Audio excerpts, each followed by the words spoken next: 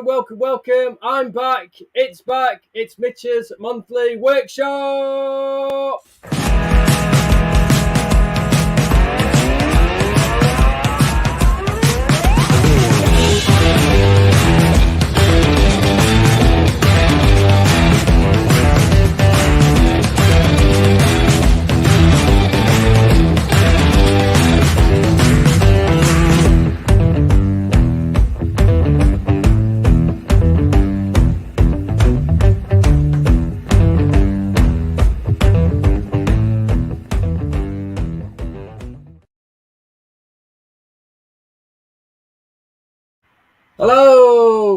Hello, and welcome everybody. Thank you so much for tuning in and welcome. Thank you. It's been a little bit of a break. I've had a little bit of a break. I've been off, been a little bit under the weather, so to speak, but I'm back. We are here and we're kicking things off with the usual, well, what's hopefully becoming the usual first Wednesday of every month. It's Mitch's monthly workshop. So thank you so much for being here. But first, before we kick off, it's my right-hand man. He's my partner in crime. He's here to help me, to help you, to help everybody. It's Gavilar Impossible Invert!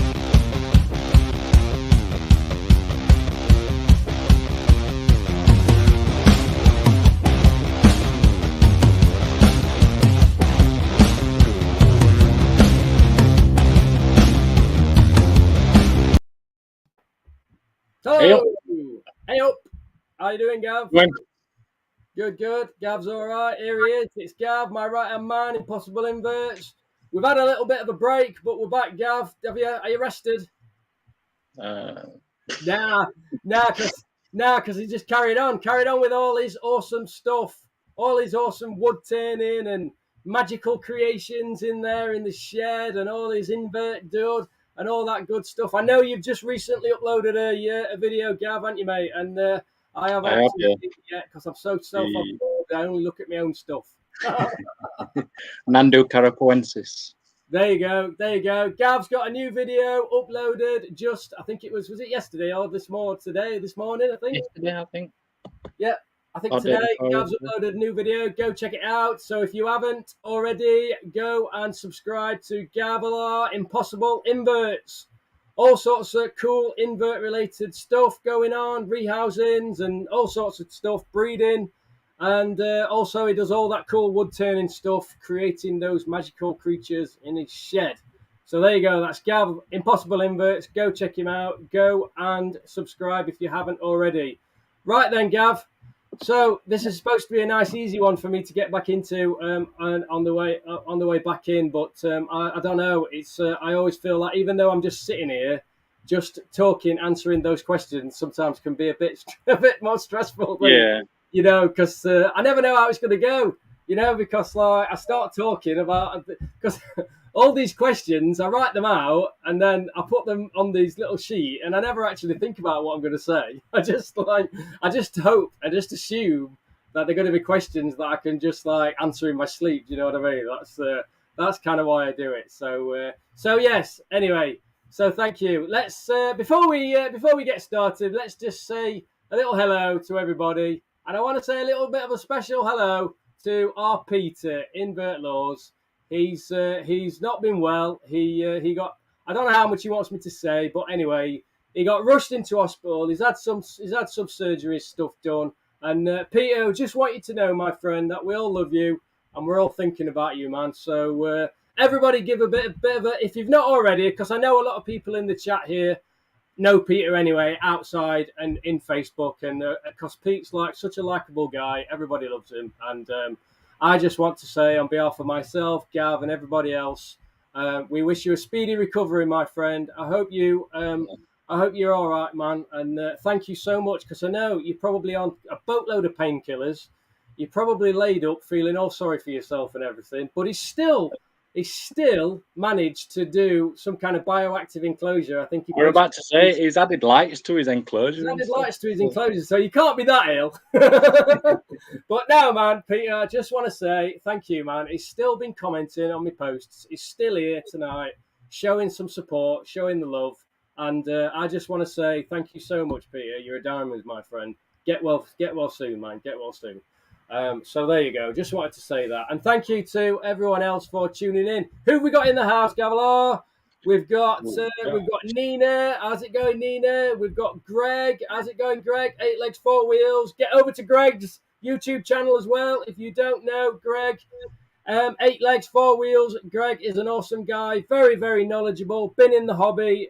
He's probably forgotten more than we know. So he knows such a lot of stuff. Get over there, check him out. He does loads of awesome videos. So that's our Greg at 8 Legs 4 Wheels. Woo! Who else have we got? We have got Spooky Dukes. That's our Dawn. Told you, Dawn, I was going to remember your name this time. We've got Aruna Exotics. That is our Claire. How's it going, guys? We've got Lewis. Yeah. Lewis is in the house. How's it going, Lewis? You all right, dude? We've got Tim. Tim is in the house. How's it going, Tim, brother? Thank you so much, my friend. You know what for. And Stephanie, of course. Stephanie, Hall Monitor. How's it going, Stephanie? You all right, buddy? Right then, I think that might be it. There are obviously more people watching, but they're the only people who have said in the chat. So, there you go. If you want your name calling out, you've got to be in the chat. Isn't that right, Gav? You've got to be in the chat. If you want us to speak to you and you want to go live, then you've got to be in the chat. So don't be shy, guys. Don't be shy. Cotswold Crawler's in the house. How's it going, buddy? Thank you so much for tuning in. So, even though we've dedicated first tonight's big thank you and get well card to Peter, I just want to say on a personal level, thank you so much to everybody who has been messaging me, leaving comments, and basically showing me your support and love and all that good stuff. Because obviously I've not been very well these last couple of weeks, and yes, and hopefully I won't burst into tears tonight, feeling sorry for myself. But no, I just want to say thank you so much to all you guys out there who have supported me and been really nice in your messages and everything. It really does mean a lot. So thank you so much.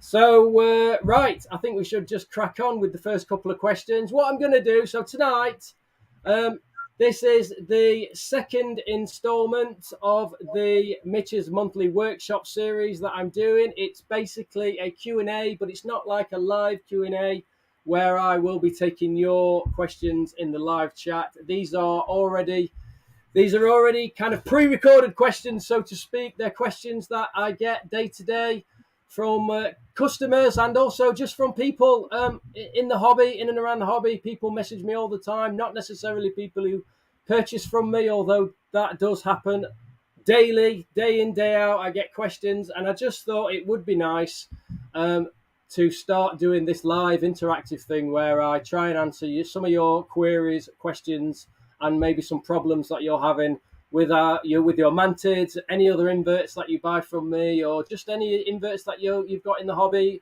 and you're keeping, and you've just got a few questions. I just thought it'd be nice to give something out in a more physical kind of, in a more hands-on kind of way, so to speak, and answer those questions to you guys live. So thank you so much for tuning in. I think what I'm going to do is I'll take a few questions and then we'll just get back in the chat and see what's going on with you guys. So, Gav, I'm going to drop you out for a second, my friend. No worries. See you later, Gav. Thank you very much, sir.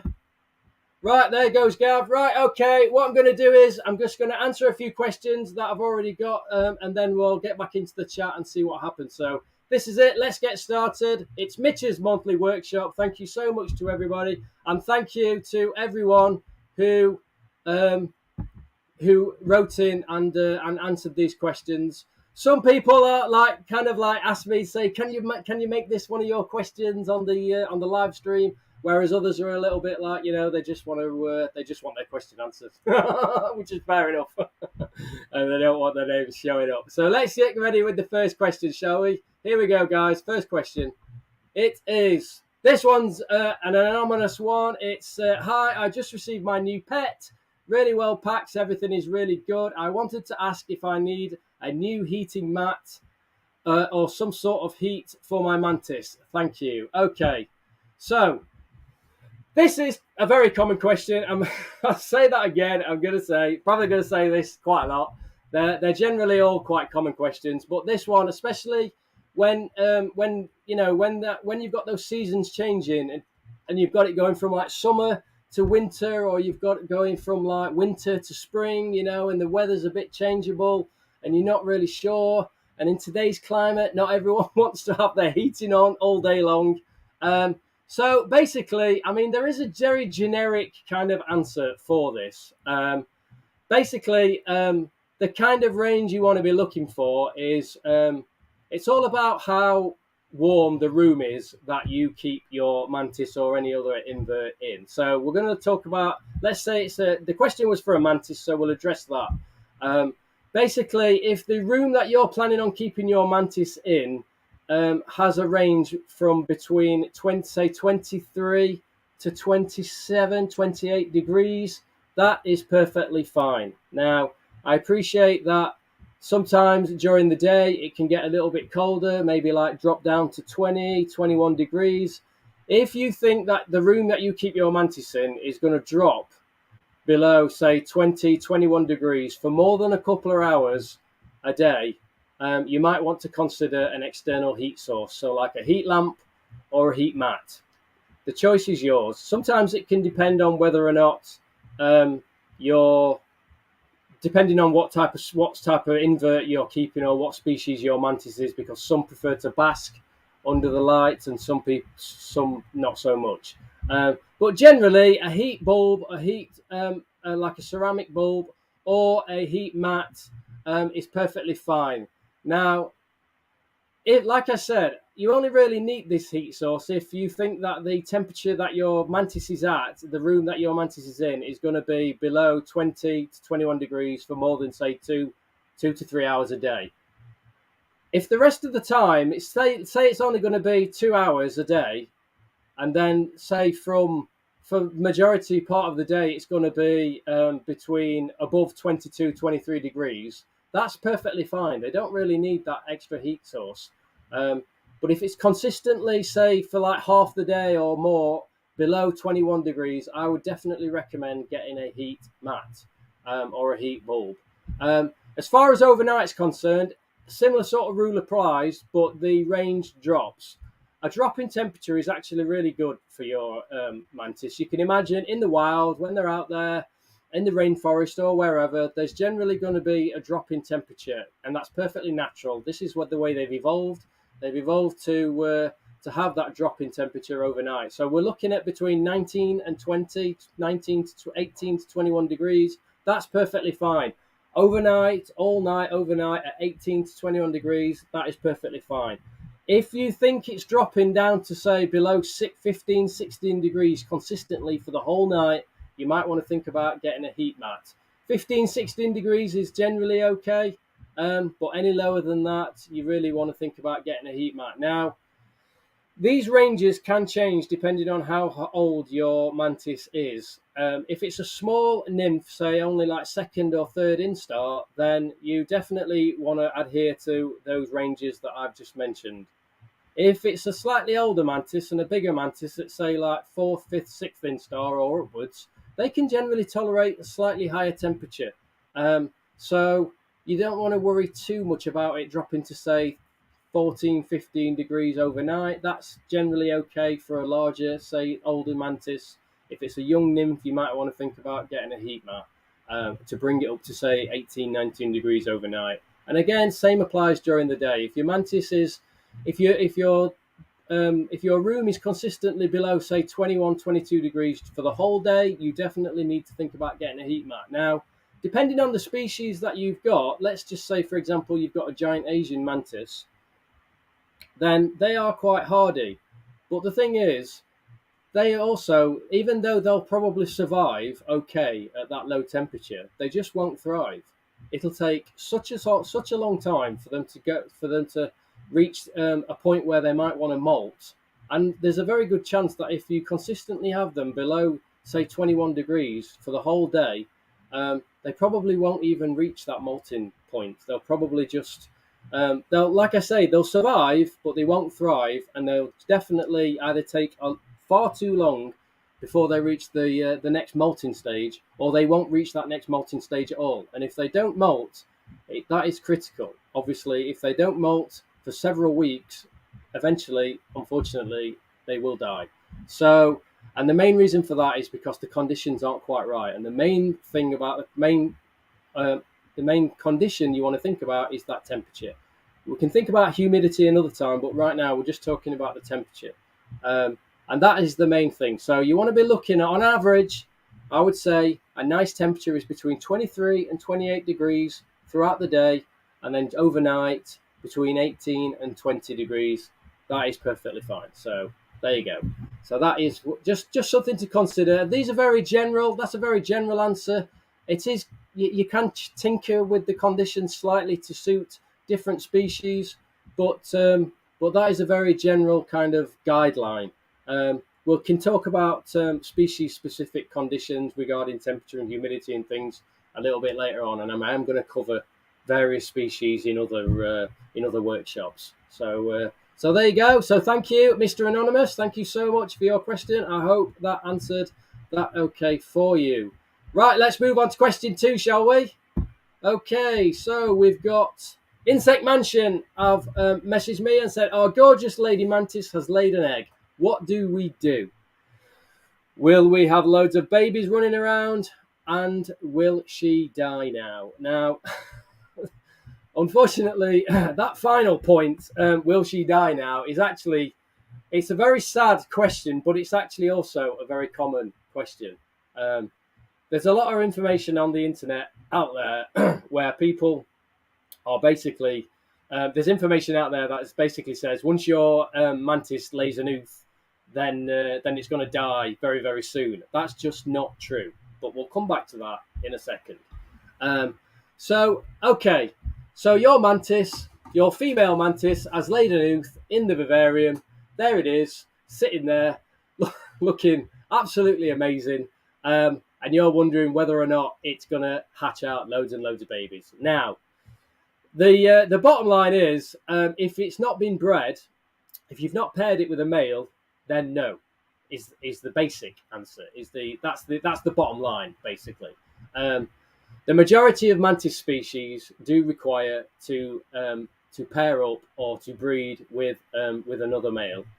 With male and female need to breed in order for the female to have fertile eggs, to hatch, to lay an ooth, and for that ooth to hatch nymphs. Basically, for that ooth to be fertile, she needs to have bred with a male. Now, there are other species of mantis that do reproduce parthenogenetically, or parthenogenesis, which is when the female can reproduce without having to breed with a male. But we're not going to get into that right now. There are a few. That is an interesting topic all by itself, which I am very happy to talk about in depth later in another kind of live stream. But for now, we're not going to cover that. Suffice it to say, there are a few species out there from certain genuses that are parthenogenetic and they can reproduce without, but they are quite rare, and it's not very often that they are found in the hobby, especially not for non-breeders. So people who are just keeping mantids as a hobby, and they don't have very many, and they tend to just have like the regular sort of species, the more common species. They don't tend to be parthenogenetic. So the bottom line is, if you've say got something like a giant Asian mantis or a giant African mantis or a ghost mantis, something like that, and you've had this female for quite a long time and you've never bred her, and she lays an ooth, it is not going to be fertile. You do not need to worry. You will not have loads of babies running around.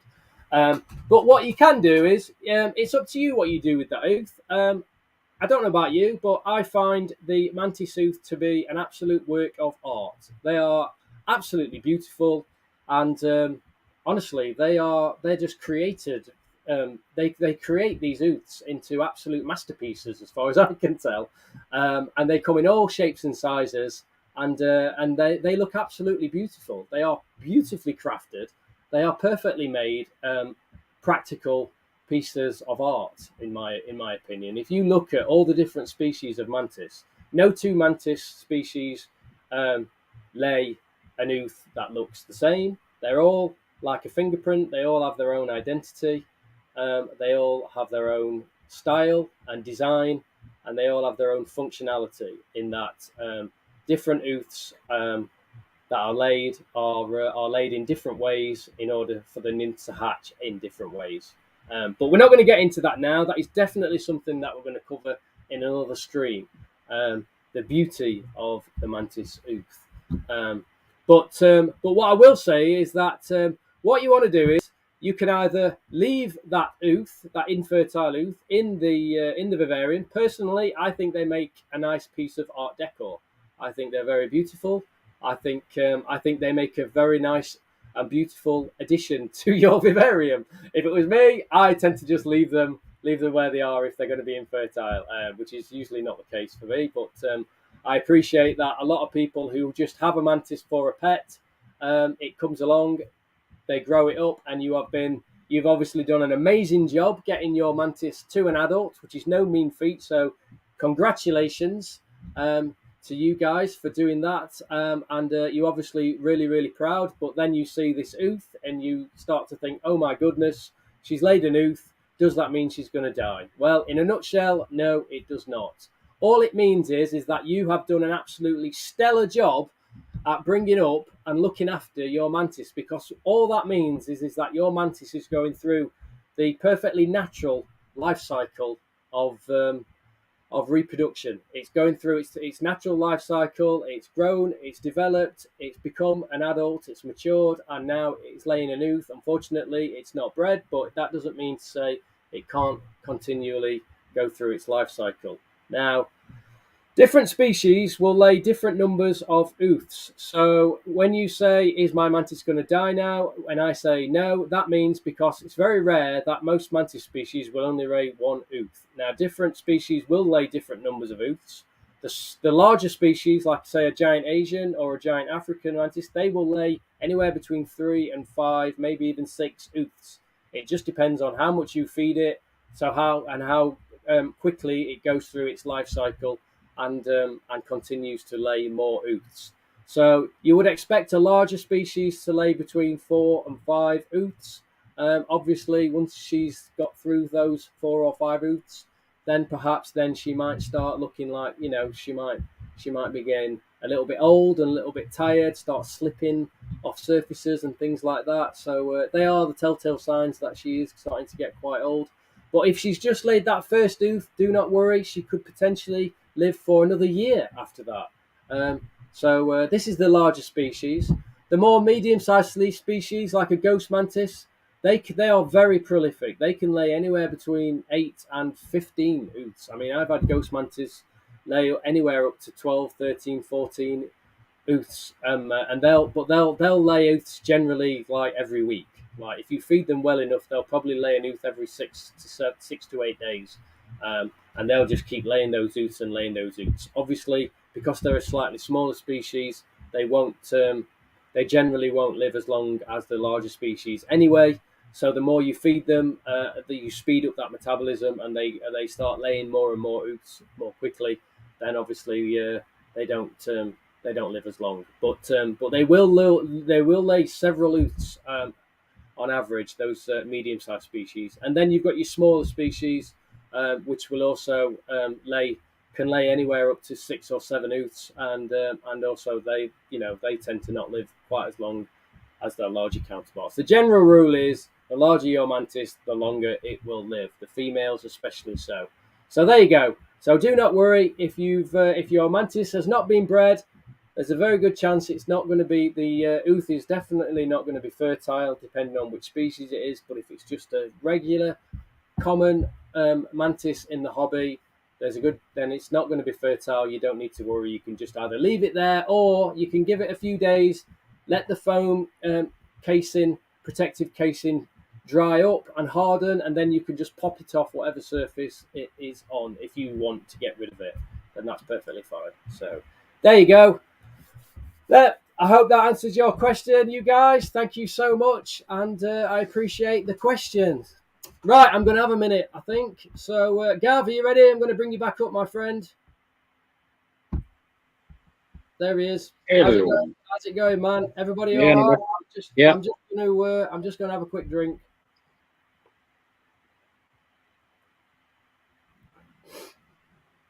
Anybody? Are they? Everyone just talking amongst yourselves? Are you? Yeah.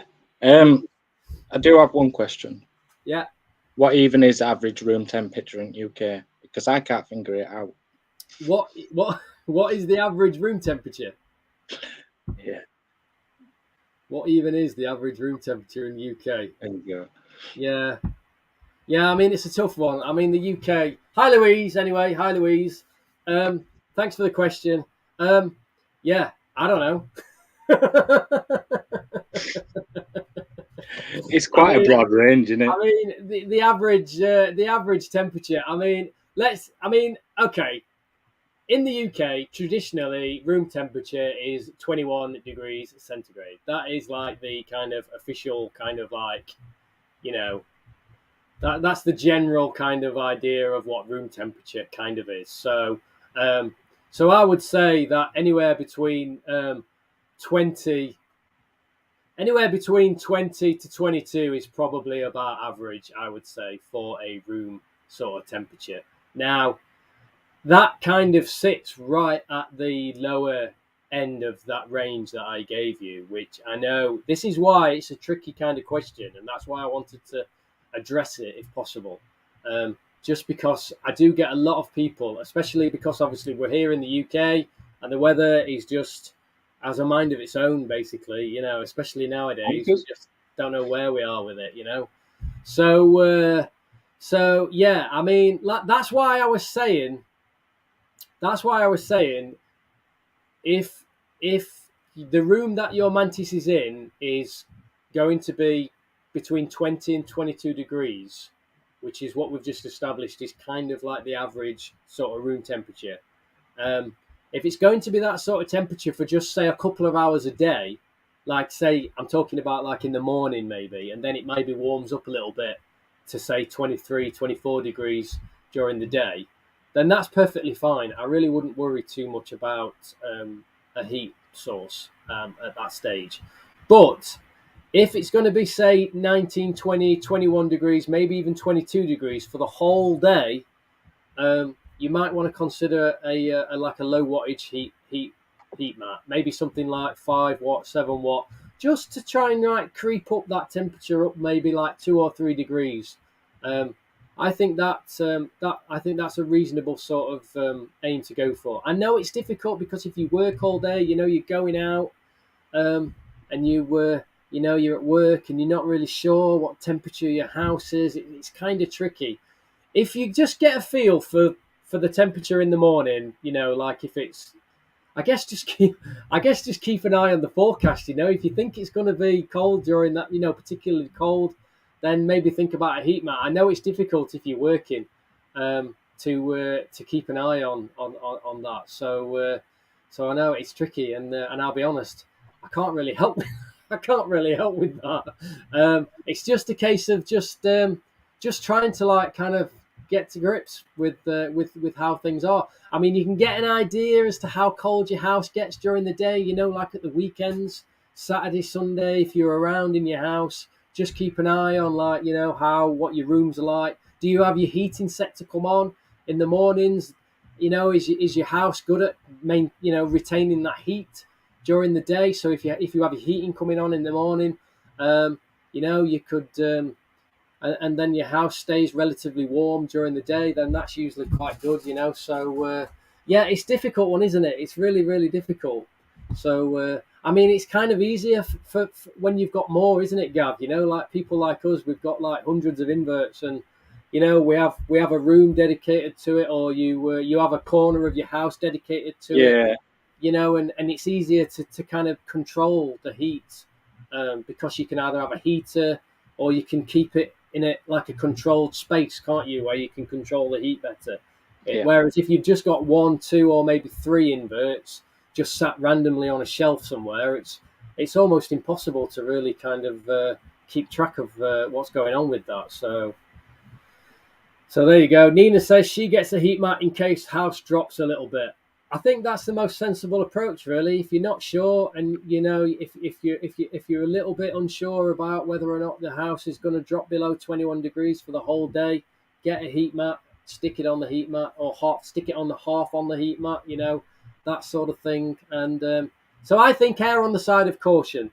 And also, I'll tell you what you can do. You can, if you're not sure, just go with it for a little while and see how your mantis kind of reacts to the whole thing. If you think if your mantis is basically hanging out on the bottom of its enclosure, or if it's like hugging, so if it's laying flat like this against a stick or against the bottom of the enclosure, that's usually an indicator that your mantis might be quite cold.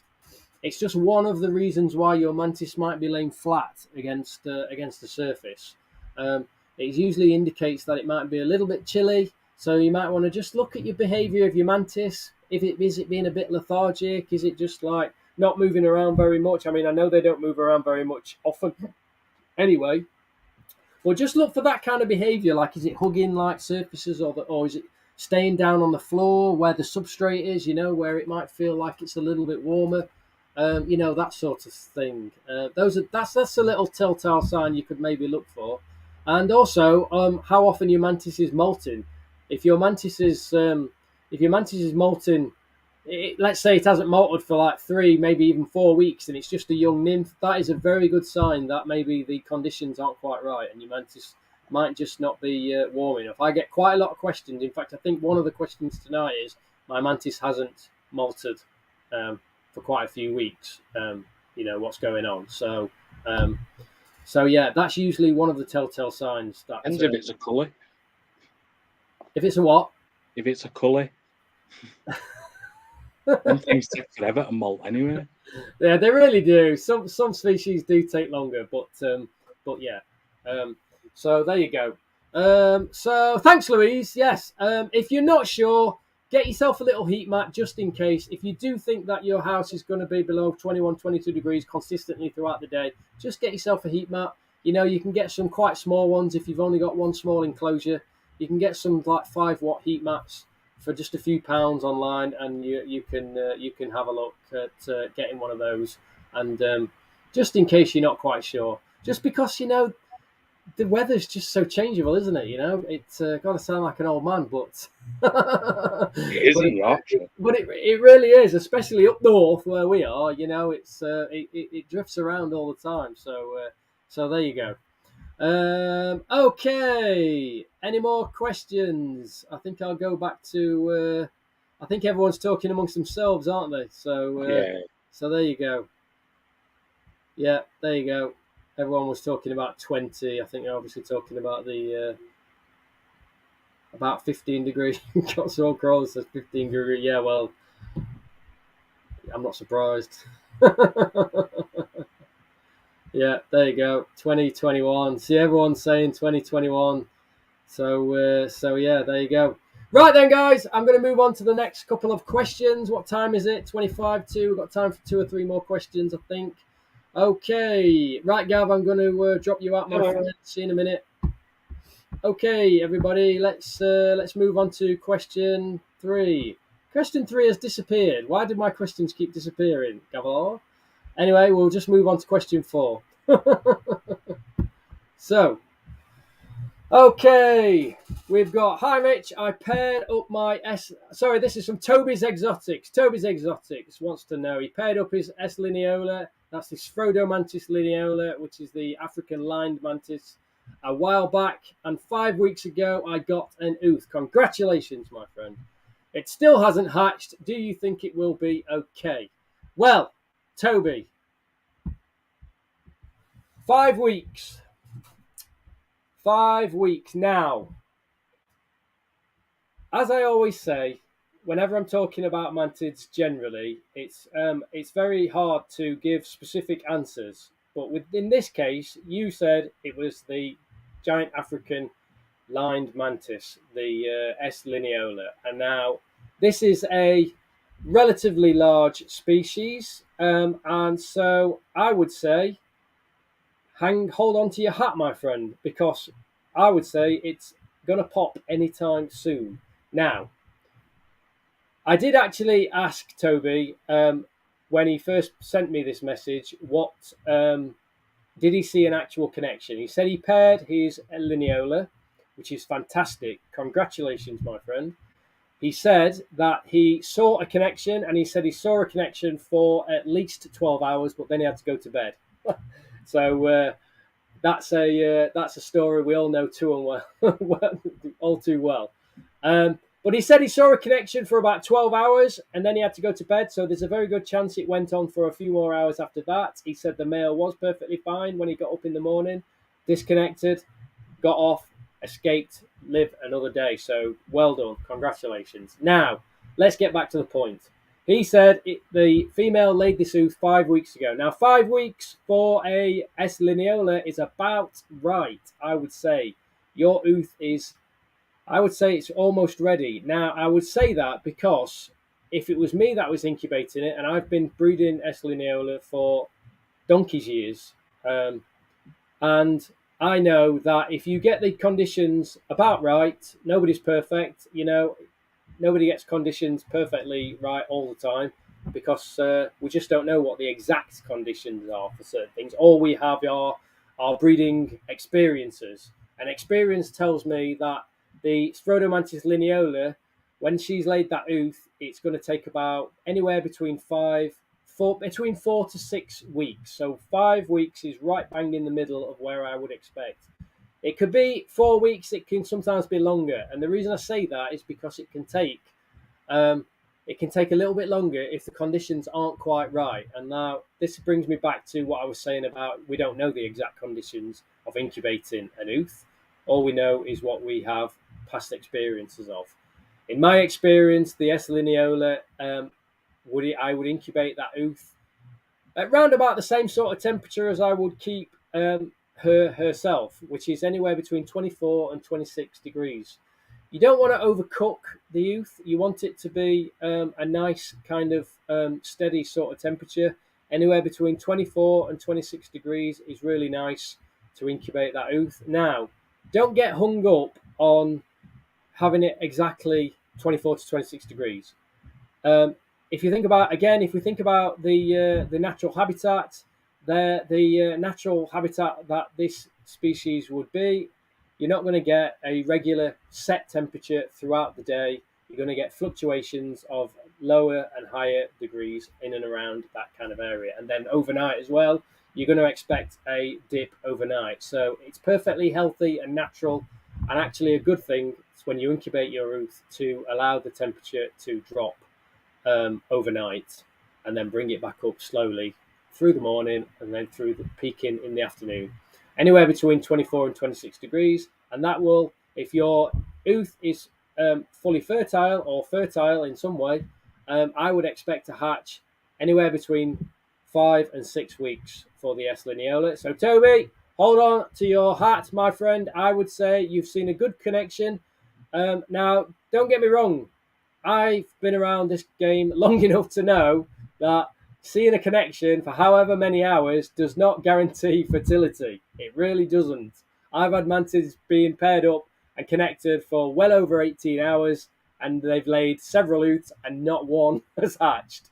For reasons that I'm not going to go into now, there's all manner of reasons why that could potentially be, but that's not what this question's about. It's more about Toby's worried that his female laid this ooth 5 weeks ago. It's not hatched yet. I would say if it's going to hatch, it's going to hatch anywhere between now and the next couple of weeks, my friend. I did ask him what temperatures he was keeping it at. He said he was keeping it around 22, 23 degrees. So I did say you might want to try and increase that temperature just a few degrees. That's probably why it's taking a little bit longer, and it's on the upper levels of the spectrum that I said, of the range that I gave, the kind of temperature range, the time frame that I gave.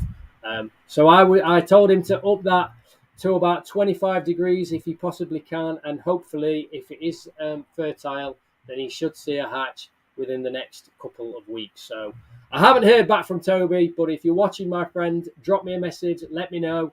and how you've got on. I've got my fingers crossed for you, buddy, and I hope that that ooth is fertile for you. So good luck to you, man. So there you go. Obviously, I'm not going to get into it now because I'm going to do another question at some other point, talking about generally how to incubate ooths and the sorts of temperatures and conditions based on different species, because different species do require different conditions, and also the time frame at which from when the ooth was laid varies depending on different species. A general rule, though, is that the larger the species, the larger the ooth, the longer it usually takes for that ooth to mature into a state where it's ready to hatch. Then obviously the smaller the species, the quicker that time frame speeds up. But we'll not get into that right now. So thank you so much, Toby. Thank you, and good luck, my friend. Right, let's move on to the next question. Question number 4. This is from another anonymous. Hey, Mitch, are giant Asians okay to be kept at room temperature, usually around 21 degrees C? What about at night, and what's the best humidity range? Now, I did kind of touch on this earlier with the... I did touch on this briefly. Well, not briefly, but I went into it quite well in that previous question, talking about the temperatures and what's the minimal range. The reason I wanted to cover this again, just about the giant Asian, is because giant Asian is probably one of the most common species that I sell, and that most people have, especially like beginners. And it's the beginners, the people who have not had mantis before or are quite inexperienced, that tend to worry about these sorts of things, and worry they should, because like I said before, if the temperature is too low, like below 20, 21 degrees, for long periods of time throughout the day, your mantis, no matter how hardy, and let's face it, the giant Asian is one of the hardiest species out there. That's why it's been around since we've all been keeping mantids. I mean, giant Asians have been around since day one of keeping mantids, pretty much. Really, they were one of the first mantids to ever come into the hobby. They'll probably be around forever, and there's a good reason for that. They are very, very hardy. They are absolutely amazing species. They are curious. They are interactive, and everyone loves them. Everyone loves a giant Asian mantis. I don't care who you are. You could be the most experienced keeper in the world, or you could be your first time ever having a mantis. Everyone loves a giant Asian mantis in their collection because they're awesome. And also, the great thing is they can tolerate temperatures at that lower level that I was talking about, 21, 22 degrees. Your mantis will be okay at 21, 22 degrees, even 20 degrees. But like I said before, it's not going to thrive. It'll survive, it'll eat, it'll slowly go through its life cycle. But if it's consistently down to 20, 21 degrees, there's a very good chance that it's not going to be very happy. It's not going to be, and it's not going to be as much fun for you, because it's not going to be happy. And let's face it, the first and foremost priority is the health of the mantis. The fun comes next, but you'll only get the fun if your mantis is healthy. And the only way to keep your giant Asian mantis healthy and happy is to have those temperatures from at least 23 degrees, I would say. 22, 23 degrees is the absolute minimum. So, like I said, even though your mantis will be okay at 20, 21 degrees, it's going to want that little bit of extra heat. Now, humidity-wise, I spray daily with the giant Asians, mainly because they do like the humidity around 70. Anywhere between 65 and 85 degrees is good. I give such a wide range because, again, it's just not that important that they have this fixed kind of humidity level, and in nature they're not going to have a fixed humidity level. There are days, obviously, you're going to get, like say in the rainforests, where you're going to get a humidity level that is going to be very high, sustained throughout the day, but that is going to fluctuate. And obviously, when you're thinking about natural habitats, they do tend to have little microclimates depending on whereabouts that mantis is going to be. So if it's down on the floor, or whether it's up in the trees, or wherever it's going to be, it's going to have a slightly different micro environment, and so those conditions are going to fluctuate. So you might just want to think about that when you're when you're setting up those conditions for your giant Asian, I would definitely consider having a fluctuating humidity range. I think that is good, and I think it is healthy for the mantis to have that range. And that's kind of just really quite simple to do, really. You spray your mantis, give your mantis a little drink, spray some droplets on the decor or down the side of the enclosure. So if your mantis wants a drink, it'll drink those droplets. But also that will help maintain the humidity. So you spray your enclosure in the morning to recreate that morning dew and that slightly higher humidity that's come in from the overnight. And then as the day goes on, the enclosure, the humidity level will slowly drop, and the water levels will evaporate, and the humidity will drop, and you'll have that natural change fluctuation in humidity levels going from, say, you'll start off at maybe like quite a high humidity level, let's say 85-90%, and then as the day progresses, the humidity level will drop throughout the day. That is perfectly natural. I think that is quite a good thing to do. So there you go. I would definitely recommend for your giant Asian mantis a good temperature for the daytime is between 23 and 27 degrees. That's a very general kind of range, but 24 to 28 is good as well. Any of these ranges, again, consistently below 20, 21 degrees throughout the day. When I say consistently, I mean more than a couple of hours at 20, 21 degrees throughout the day. Think about a heat mat. Overnight, let it drop to, say, 18, 19, 20 degrees. Again, if it drops to below, say, 14, 15 degrees consistently throughout the whole night, you might want to think about a heat mat. And humidity, anywhere between 65 and 85%. So a spray every day. Let that humidity rise up in the mornings when you spray it, and then let it just kind of drop out during the day. So there you go. That's pretty much nice. That's kind of what I keep my giant Asians at. They tend to be quite happy. Just something to think about as well with regards to molting, especially when they're a little bit younger. The nymphs of giant Asians. If it's been a couple of weeks since your mantis last had a molt, it's probably a good chance that it's getting ready for another molt. You might want to just think about making sure that your substrate never dries out. Don't let it, I'm not talking about keeping it wet through or, overly wet. Just make sure that it never dries out and keep it moist so that humidity gets maintained at the higher end of that 70 to 80% range, just because they need that extra little bit of humidity when they're due to molt. So there you go. That's just a quick care guide for giant Asians, just regarding temperature and humidity. So thank you so much. Right, I think I'll have another little break. Let's see what's going on in the chat. Gavilar, I'm going to bring you up. You ready, my friend? There you go. Good. Right, how's it going? Many people in the chat? All right. Anybody? Cotswold Crawlers wants to know quality suppliers of mantis. There you go, my friend. There you go. That's pretty much what everybody said. Yeah, we're having. So there you go. Cotswold Crawlers. My website. It's all on the screen, my friend. It's Unseen Universe, but the website is actually www.theprayingmantis.co.uk. I've got quite a nice selection of mantids. I've usually always got at least 10 species on the go, but I've actually got more like 15, 16 species, I think, at the moment going on the website.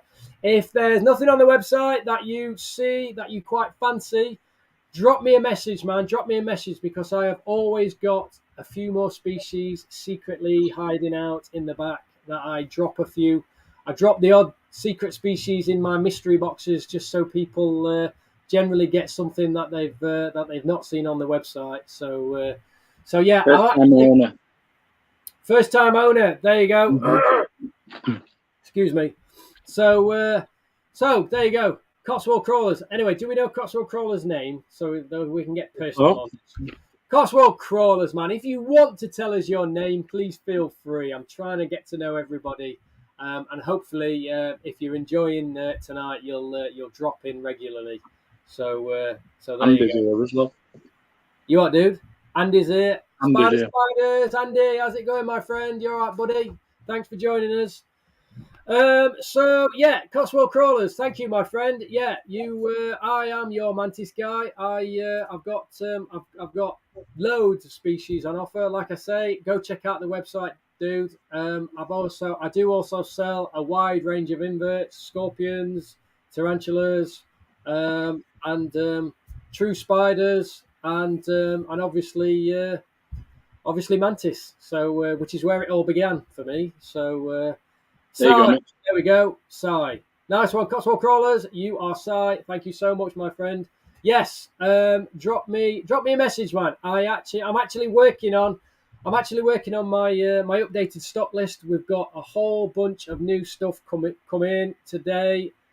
I'm very excited about those, Gav, aren't we, mate? We've got a whole bunch of, we've got a few new species of scorpions come in. We've got another Hogner species. We've got a few other bits and pieces. So I've got everything in. I might actually have some stuff coming in from Spider Shop tomorrow. We'll have to wait and see. I've still got some stuff from Spider Shop from a couple of weeks ago. There is no list. Did I say list? Did I say I was working on a list? Damn it! All right. I'm gonna fess up. I am working on a new stock list. It is a list, and I am working on it. I'm going to try and get this new stock list updated, ready for tomorrow or for the weekend, guys. So look out for that. I'm going to pin that to the top of the Unseen Universe group page. Honestly, I've got loads and loads of really cool stuff at the moment, and only half of it's on the website. So yeah. If you hang on for that, everyone's having a good laugh. The fact I think if you look on website, you only actually sell about 3 species of tarantula. It's ridiculous, really. And I know that's not true.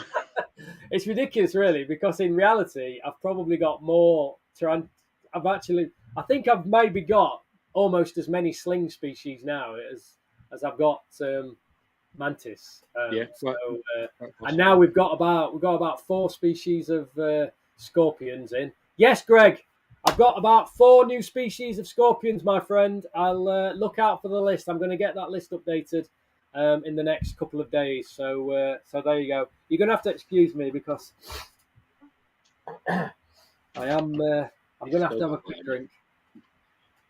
He's at that evacuation stage. I am. Right. I think we've got time for maybe one more question. Oh, really? Just before What's that? This. Oh, Claire's got some teas. Got some teas? Got some teas? This is Claire. No teas. Yeah, this is Claire. Jumping spiders only. Right. You definitely need my list then, don't you, Claire? As soon as you're buying teas.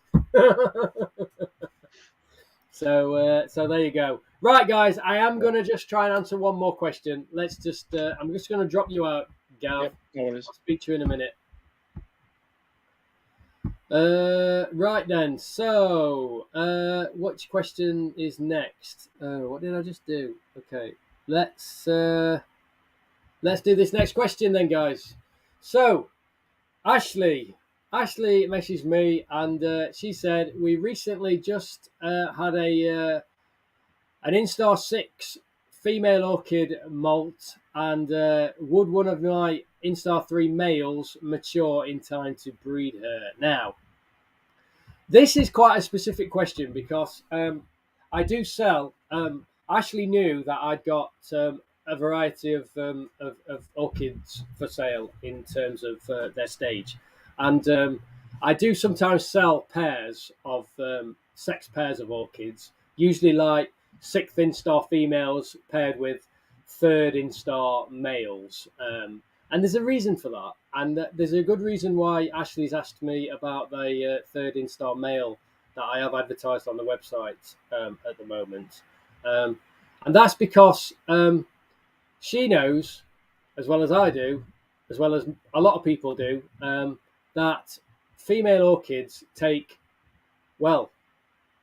considerably longer than males to mature, and basically, if you've got a 6th instar female, she's got 2 more molts to go before she's an adult. Um, and basically, that can take quite a long time. And I would say if you've got a 6th instar female, she's going to take at least another. She's going to take at least another 12, 10 weeks before she's even going to make adult. And that's if you're feeding her really well and keeping a relatively high temperature. We're talking like 26 to 28 degrees. Now, a male, on the other hand, once a male is, say, got 2 more molts to go before he's an adult, he could basically be an adult within 4 weeks. So you've got to really think about this. Now, in the good old days, before we had an abundance of like orchids coming into the hobby, coming in from the wild, various breeders breeding them successfully, there was only like 1 or 2 people who were actually breeding orchids successfully, which is another story. I'm not going to get into that right now because there's a reason why orchids can potentially be tricky, which I'm not going to get into right now. But one of the main problems that we always had is that you generally got males and females from the same ooth that were then grown up together, and you had this really serious problem of the male maturing several weeks, sometimes months before the female. In fact, if you were to have a male and a female hatch from the same ooth, keep them at the same conditions, your male potentially will mature, live a good couple of months as an adult, and then die before your female is even made an adult. Now, obviously, that is absolutely no good whatsoever if you're trying to breed your orchids. So we always used to have this really serious situation where you had to basically slow the male down so much. And when I say slow down, I mean you had to basically reduce its life cycle time frame so significantly, so slowly, that you almost have to like starve the male, which is obviously not very good for it whatsoever. And you had to then also force your female to speed up her life cycle so that she'll go through those molts very quickly, and she will kind of mature as quickly as possible. And then, only then, if you're lucky, if you manage to not starve your orchid to death or keep him so cold that, you know, he just didn't mature very well and he ended up being unhealthy. And now it sounds really, really awful, but these are the kind of extreme situations we had to go through back in the day. But now we can't, you know, there's a little tricks you can do now. You can get males in from elsewhere, or you can get old. Well, generally you don't get older females because usually most breeders don't sell on their females. But there's usually males out there that you can get hold of. Now, because I've been breeding orchids consistently for many, many years now, I have like a good system going where I've always got males and females of various ages coming through, maturing. So I've usually always got males and females to offer at various stages, and that's why when I sell pairs, I'll sell a 6th instar female with a 3rd instar male, just because if you get a 3rd instar male and keep him at regular conditions, same conditions as the female, they should theoretically mature at round about the same sort of stage. If you basically have like a 3rd or 4th instar female, there's a very good chance that the male you need to breed with that female hasn't even been born yet. That's how quickly the male can mature, go through its molts and mature and then die before the female even gets there. So that's something to consider if you're breeding orchids. We're going to come back to this, and I'll go a lot more in depth at how to breed orchids in another. That's going to take up a whole stream, I think, because there's a lot of information to consume. But basically, Ashley, if you get one of my 3rd instar males, which she's already got, because we've already sorted that out, and your female is 6th instar, if you keep that male at about the right sort of conditions, same sort of conditions as your female, that male will mature at round about the same sort of time. And fingers crossed, providing they both go through their molts at a normal sort of pace, that male will mature at just the right time for your female. So there you go. So that is a really good. It's the best option, really. If you really want to have a go at breeding orchids, the best thing to do is to get your female first and then think about getting the male after. Rather than, if your only option is to get a male and a female at the same age, honestly, it's doable, but you have to be quite severe in the way that you keep the male and the female at opposite ends of the temperature spectrum.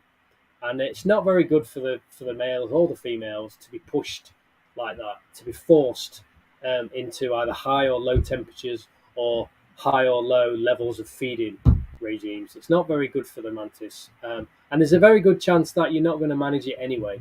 Honestly, it takes quite a lot of experience and skill to take an orchid mantis, male and female, who are the same age as a young nymph, to take them and mature them at the same time. It takes quite a lot of effort, and honestly, it's just not really worth it, because there's a good chance you're going to fail. So the best thing to do is to try and get an older female and a younger male, which is where I generally help out a lot of people in that regard. So there you go. Well done. Thank you so much, Ashley, and keep me posted. If you're watching, thank you for that question. It's a very important question, actually, because everybody fancies their chances at breeding orchids, but not everybody realises that sexual dimorphism is so great between the males and the females, and that the males will mature so much quicker than the females. So there are steps that you can take, i.e., get yourself a younger male than the female, and I would say at least 2 molts between them. So you want to have at least 2 molts, maybe even 3. So like a 6th instar female with a 3rd instar male. 4th instar male is okay, but you'd be better off with the 3rd instar, just because it gives yourself a little bit of breathing room. Because even when the female's matured, she still needs another between 4 and 6 weeks before she's even ready to breed. So if your female is just turned adult, your male could still be a subadult, and he might even be a pre-subadult, and you could still mature him in plenty of time for that female. So don't worry about that. But it's very important, I think, to if you're going to breed orchids, to get a much younger male to a female, just to give yourself that extra, kind of helping hand, really. And like I say as well, it takes the pressure off the mantids. It's not fair on them to force them into those kind of extremes of conditions. So there you go. Thank you, Ashley. Good luck. Right, I think I'm done. So let's just have a quick look. Gavilar, anything going on in the chat? Yeah, Si's put an order in. Okay, cool. Prepare for the unboxing. Okay, right then. Thank you very much, Si, for the order. I've not even. Oh, he's gone for a Mantula box. They're good then. Ah, cool. You know what? I can't believe I've not got my phone. I've left my phone in the house. Oh my goodness! Otherwise, I would have seen that order come through. You see. Anyway, thank you so much for that. Thank you. Ooh, Mantula box 3. That's a £50 Mantula box. That is. Oh my goodness. My goodness! It's a good job I've got loads and loads of awesome stuff.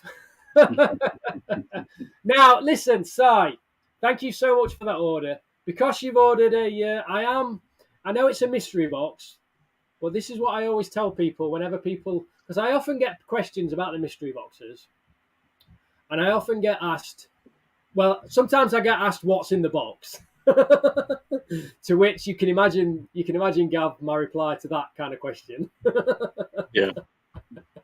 I do get asked what's in the box, but also some people just want to know generally, like what kind of thing they might get, which is fair enough, So, but with the Mantula box, you do get a mixture of mantis and tarantulas. Now, what I always say is the boxes go big or go home. I like your style, Si. I like your style, my friend. What I will say is, I don't know whether you'll have left a note with the order to stipulate whether or not you need any kind of homes for the mantis and stuff like that. I don't know, because you've obviously got other inverts, so you probably don't need any setups for anything else. But yeah, the what I tend to say is I'm more than happy, because people sometimes say, "Oh, can you make sure that it's?" I know it's a mystery box, but you know, I really want a spiny flower, or I really want this, you know. So I'm always happy to take, depending on which box they've ordered. I'm always happy to take at least one request for maybe one species. But I always also say, if you want to send me a list of everything you've got, providing it's not like a ridiculous amount, you know, like if there's something you really don't want in your box, you know, or if you want to send me a list of what you have got, I'll always endeavour to try and send you something that you haven't got, because you know you might be like the kind of keeper where you've got like half a dozen mantis, or you've got half a dozen teas, you know, and you fancy something a bit different, but maybe, you know, you'd be gutted if I just sent you teas that like you've already got. You know what I mean? So there you go. He's got too many. No LPs or agens. You see, he's already on it, man. He's already Sai's already left a note with the order. I'll check that out later on, my friend. So thank you so much. If it's the same guy, I accepted him to one of groups today. Oh, really? Yeah. Okay, cool. Yeah. So yeah, there you go. Yeah. You know what? He's put that in tonight, Andy. That means that's a big order I've got to sort out now for tomorrow. Damn it. Yeah. No, man, appreciate that, my friend. Appreciate that, Si. Thank you so much. So there you go. I'll try and put you something. I'll try and put you something nice in there. We'll see. Right then, I think I'm gonna call it a day. Has anybody else got anything? I see you've started a couple of questions. Oh, right, there you go. It's just yeah. It's just stuff we've gone through already. Yeah. So there you go. I'll make sure I send you a couple of starter species anyway for the mantis, Si. And if you want any basic any of my basic starter kind of kit setups, let me know, because I'm happy to include those. But obviously they come at a cost as part of the overall box. But usually, if people don't want any kind of like starter kits or enclosures or anything like that, it just consists of the inverts themselves. So yeah, I know, Claire. I'm so sorry. I know. Claire's due a mystery sling. Peter is due a £25 gift card voucher, and Jeremy's still waiting for his £35 mystery box. Listen, guys, I've been ill. I'll be honest, guys. I have got everything. I've got you all written down. I've got what I owe you guys written down. And I haven't forgotten about you. I'm so sorry. They're usually best probably catching you at shows, aren't they? Yeah, they are, but I am going to try and get these stuff out. I'll be honest, you know what I was waiting more for with Jeremy's? I was waiting for Mark's for the order to come in. Yeah. I thought I'd try and send him something that he might not already have. Do you know what I mean? So yeah, Jeremy, if you're watching as well, my friend, I haven't forgotten, man. I know that you sent me that message a couple of weeks ago before I got ill, just giving me a nudge, and I know you're too nice a guy to not to message me again. I just want you to know, guys, I haven't forgotten. I know I still owe a few prizes out. Claire, I promise I will sort you out. So Jeremy has everything. Yeah, I think you're probably right.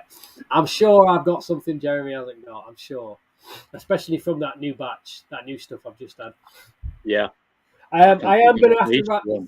Yeah, I am going to have to wrap this up, guys, because as the night's gone on, my sinuses have completely gone crazy, and I'm starting to get really, really funny around the whole face area.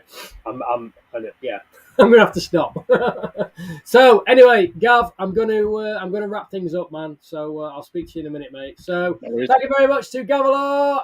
See you later, buddy. See you, buddy.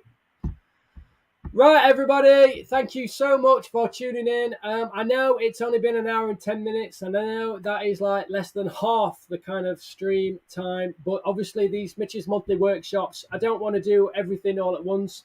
there are still, let me just have a quick look, because there might be some people in the chat that I've tuned in tonight who have sent me questions, and I apologise if I have not managed to answer your questions tonight, guys. I think there's 3 more questions that I've not managed to answer tonight. So if you are amongst them and you've not had your question answer, I apologise. But like I did at the beginning, your questions will be at the front of the queue for the next monthly workshop. I promise you, don't worry about that. So if you've not had your question answered tonight, I apologise, but I promise they will be at the top of the queue for the June's version of Mitch's monthly workshop. I will be back then. So thank you so much. Thanks everybody for tuning in. Thank you. I really appreciate it, and I hope everybody enjoys the rest of their evening. Now, listen, before I go, we do have this Jumping Spider Rehouse stream coming up where I've got Charlotte and Claire, both breeders and traders of jumping spiders. So I'm going to get both of you guys on here, and we're going to have a good old chat while I rehouse some jumping spiders. I'm going to get those guys on and pick their brains, and we'll all have a little bit of a chat about jumping spiders, how we keep them, and how we breed them, and how we do all that good stuff. That's going to be really exciting. I know I scheduled that a while back, but obviously I got a little bit ill, so I'm not entirely sure when I'm going to do that. I have just had a new import in.